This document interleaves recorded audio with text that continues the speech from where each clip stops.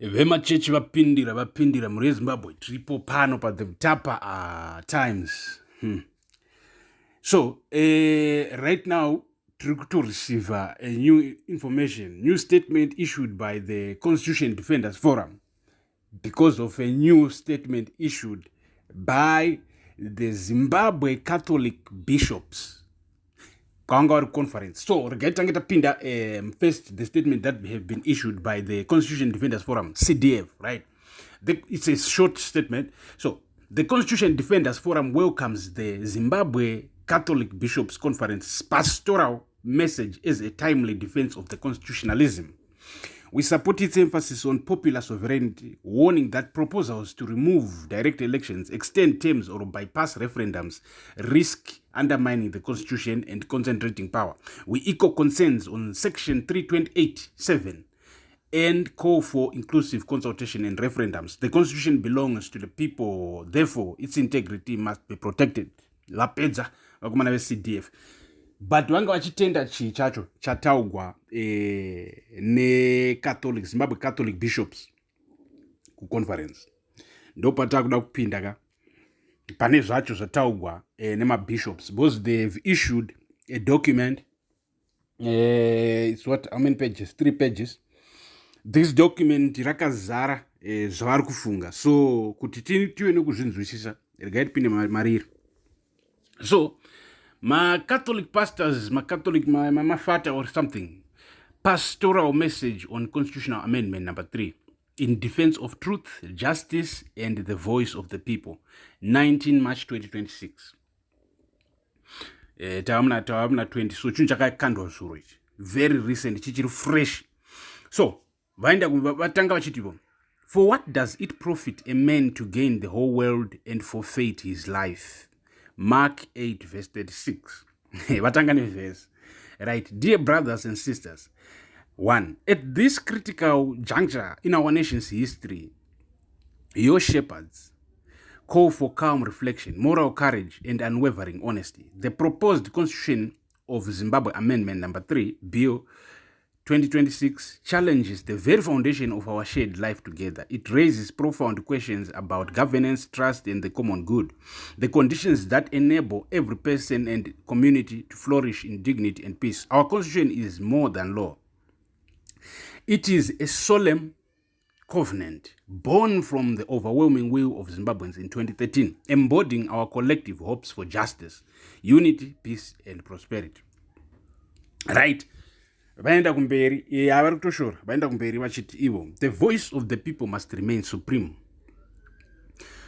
2. All legitimate authority flows from the people. This truth, rooted in our humanity, echoed in sacred wisdom, was reaffirmed in the 2023 elections, when citizens entrusted leaders with a 5-year mandate ending in 2028. As Scripture teaches, governing powers are instituted by God to serve the good of all, not themselves. Yet proposals that shift power from the electorate to a few, such as weakening direct presidential elections, extending terms without fresh consent, or bypassing safeguards like referendums, diminish this sacred trust. So, apa pakutotaurwa zvinhu zvichiswededzwa kushoko raMwari. So tingati these Catholic leaders of the Catholic vari kuzama they are begging for Mnangagwa and his faction tokomana ivaine conscience. Remember kuna Mwari chiro chisati takamuona, but chimbofungaiwo kuti takaronga zvinhu izvi muna 2013. It was for the people of Zimbabwe, kwete for you 3, 4, 5 guys, 10, 20 guys, and it. So it's they're trying to appeal to the conscience, to the real conscience.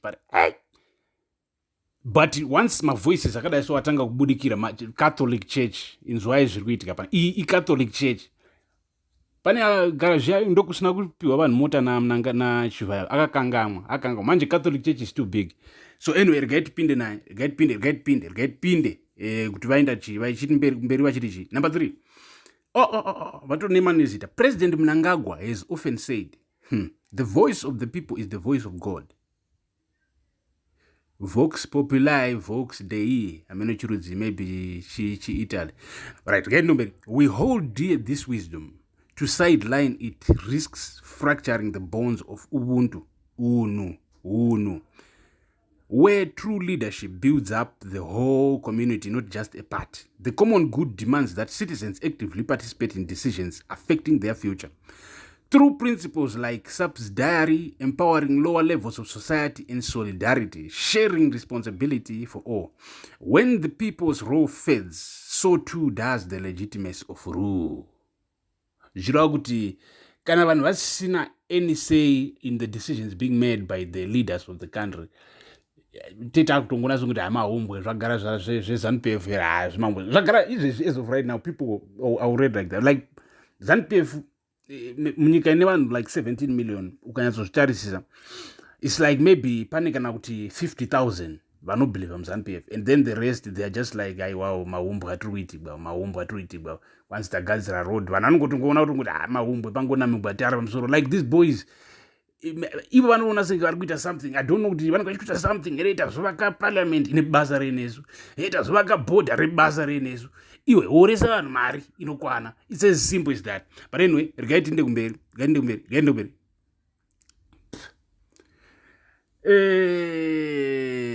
Vakomana vaenda kumberi vachiti ivo strong institutions, pillars of national life.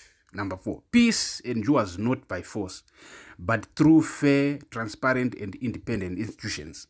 Elections, justice, and reconciliation bodies must serve every citizen equally, fostering healing in our divided land. Weakening electoral oversight, judicial appointments, or commissions for peace erodes public confidence and deepens wounds. As the psalmist proclaims, happy is the nation whose God is the Lord, the people whom he has chosen as his heritage. Psalm 33 verse 12.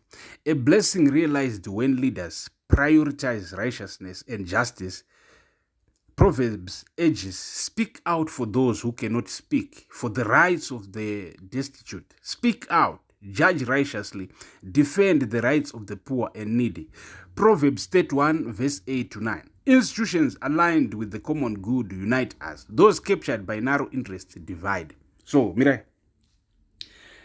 Apa pakunyatsotaurwa inonzi legitimacy, zvinhu sezvo zvinofana kuva, handiti ndozvekutaurwa nemacatholics kuti pakutaurwa zvinhu. So tisati taenderera mberi nenyaya yemacatholics, do you realize recently that week lochivayo also wakapa rimwe zimayback nemamillions kuna Nehemiah Mutendi weZCC muri Zimbabwe?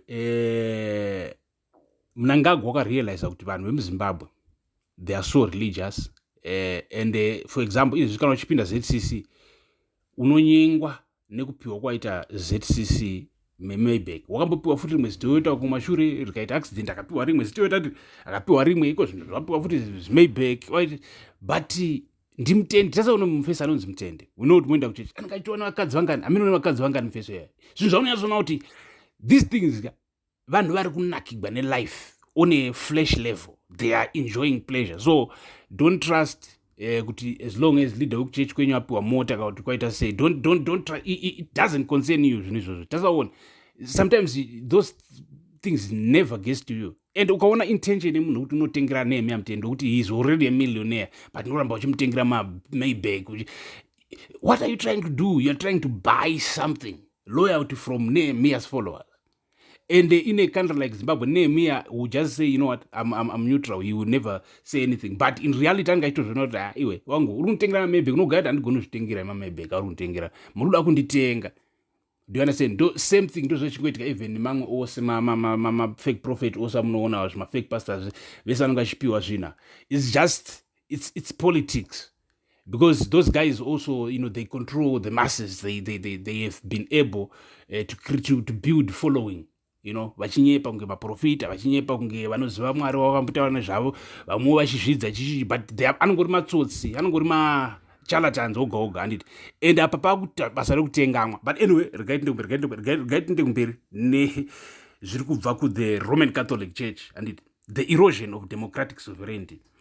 Right, number 5, we are deeply concerned that the amendments proposed to the Constitution of Zimbabwe, Amendment number 3, Bill 2026, collectively move power away from the citizens and consolidate it within the executive. Removal of direct elections, the right of to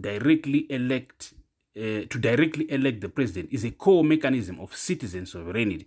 Moving this power to parliament distances executive authority from the popular consent of the people. Unilateral term extensions. In 2023, you elected representatives for 5-year terms. Extending these terms to 7 years without seeking a new mandate from the voters undermines democratic legitimacy. Munoona muri Zimbabwe zvechitaugwa panapa, it's like uri kuzama kutsanangura magrade 1 kuti nyika yedu iri kutongwa nemagrade 1 vanonyepera kunge vasinganzwisisi zvakanyogwa muconstitution, bozviuya vozviinterpreta nenzira yekunyozona kuti vakomana vari kurizena semagrade 2, but vari kurizena semagrade 2 simply because pane umwe mufase 1 ari kuita mukoyo wekuti unozva chi inini ndotobata chitororo ndototonga kusvika ndafa. Do you understand that part? And then vamwe vose vakufunga sezvimagrade 1 vakurizena sezvimagrade 1 wakuti imi boys muri kurizena semagrade 1 sei izvo kwete. Those guys vanotoziva kuti vari kutotaura zvinhu zvakadhiba, vari kutaura zvinhu zvakapata, but vari kuhla mufase 1 anonzi mnangagwa. But anyway, get it. The circumvention of safeguards, section 328(7) of our constitution explicitly prevents incumbents from benefiting from term extensions. To sidestep this via amendment without a referendum creates a glaring contradiction and threatens the very existence of our constitutional democracy. Regarding weakening of independent institutions. Number 6. A healthy democracy requires checks and balances. The proposed changes risk turning independent pillars into partisan instruments. The judiciary and prosecution, increasing presidential control over the appointment of judges, and the prosecutor general risks political influence and undermines public trust in justice. Nona muri Zimbabwe, munhu wese chishuwo chake man chokuti ugare munyika inotonge wejekerera. That's why muchiona hama dzedu dzoenda kana unana South Africa dzisingachadi kudzoka, because it's not about just the economy. No, it's also about the leadership. Because you just feel free. Paunobuda muZimbabwe uchitsika kune dzimwe nyika, you just feel free because those guys have a say. Do you understand? They have a say. Kwedogara munyika yekuti you just have to please Mnangagwa. If you don't please Mnangagwa, uripa mawana. Do you understand that part? Unosunga uchiroka budisa chedu wazorohwa wazoita sei.